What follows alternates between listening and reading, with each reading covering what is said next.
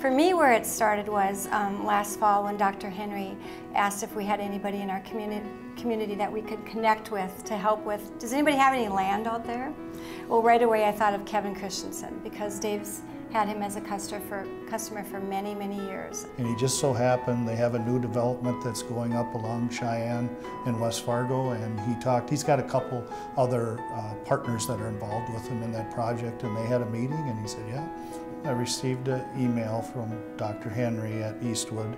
It talked about the fact that they were going to get involved with Habitat for Humanity, and each class was going to come up with a different way to fundraise to try to help the kids, to show them, you know, the pay it forward type of thing like we're doing at Bell.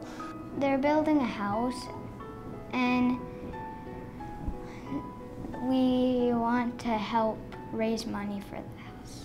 Rob, our executive director, said, hey, we're going to collect this check from Eastwood Elementary. They did a penny drive, so I thought, well, that's neat, I'll go. And I thought, you know, here's a couple $100, and we were absolutely overwhelmed by it when we got there and all the kids were in the gym. Always be on the lookout for a new friend.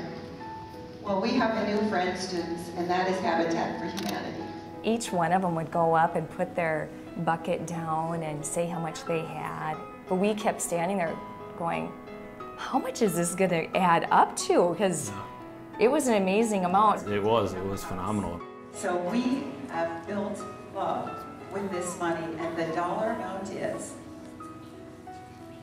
$4,236 from Eastwood School to Habitat for Humanity.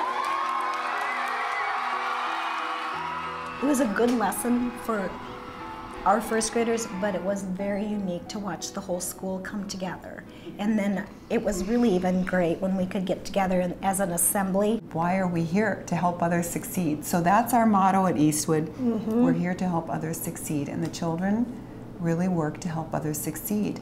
And we have to build that service spirit in our children, because they're going to grow up and they're going to see that they can make a difference in the world. Some of the kids that came in with the least amount of money, you know that they have nothing already, and yet they're the ones that seem to give and, you know, took of their own savings so that they could contribute, and it's like, oh, you know. Again, kids raising the money, you know, obviously some of that comes from their parents, but, and then the fact that they got on board with this without knowing, you know, we didn't have a family really at that time.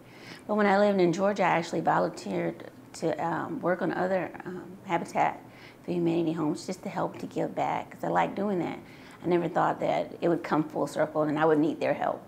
The Habitat homes are not a handout, it's a hand up. So it really is a pay it forward program. My family and I have 6 children, and we've been living in townhomes and apartments here, and I just can't wait for the backyard, because coming from the South, you're used to having the yard.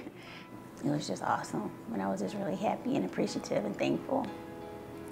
To show them that there are people in this community that are willing to help them.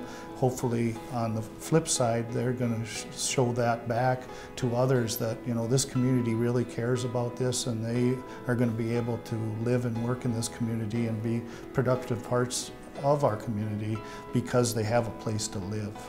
Overall, I think we raised, what, $11,000 or $12,000 total for the Habitat project, so it was great. Like we said earlier, it's not every day that we get a call to collect pennies that add up to that much, and it was huge. I mean, that's you know, almost a tenth of a house, really.